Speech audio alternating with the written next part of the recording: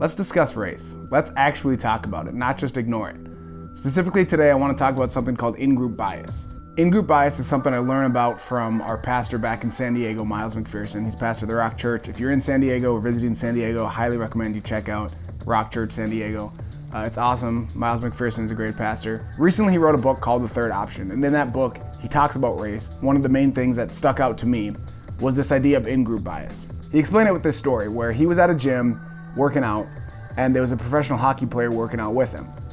So he was saying that with this other guy, he had an in-group of professional athletes, because if you didn't know, Pastor Miles McPherson used to be in the NFL, right?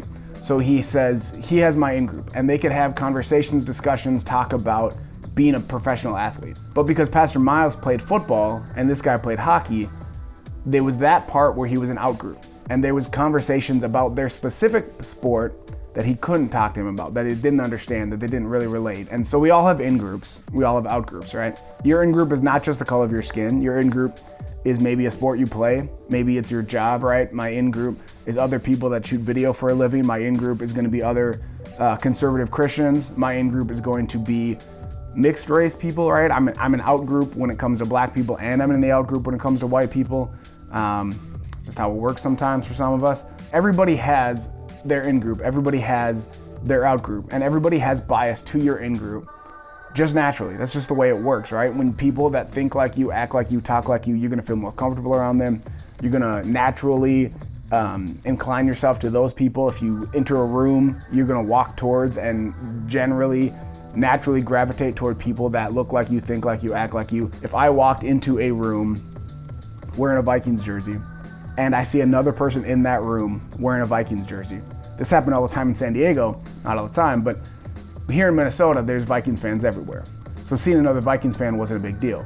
But when I went to San Diego and saw somebody, especially during that 2017 playoff run, which was a ton of fun, I would see somebody else out in public wearing a Vikings shirt, and I would naturally gravitate toward them. I've been a part of race discussions. I've been in race cultural sensitivity training, or whatever you want to call it, where like right away they say white people are racist. You're all racist. That's their starting point.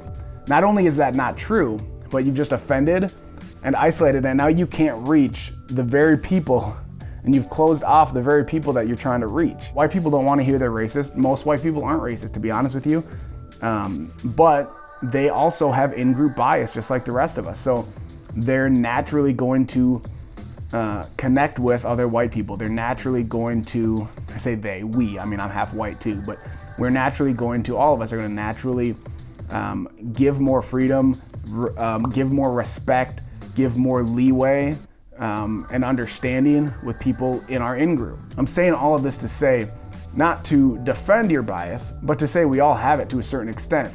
And whether it's about the color of your skin, whether it's your religion, whether it's your favorite sports team, right?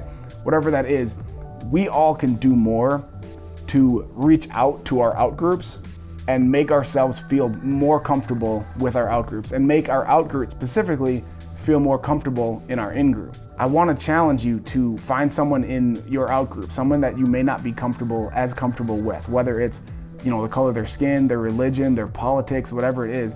Find someone who doesn't think like you, look like you, act like you, reach out to them, love them, respect them, treat them like the child of God they are.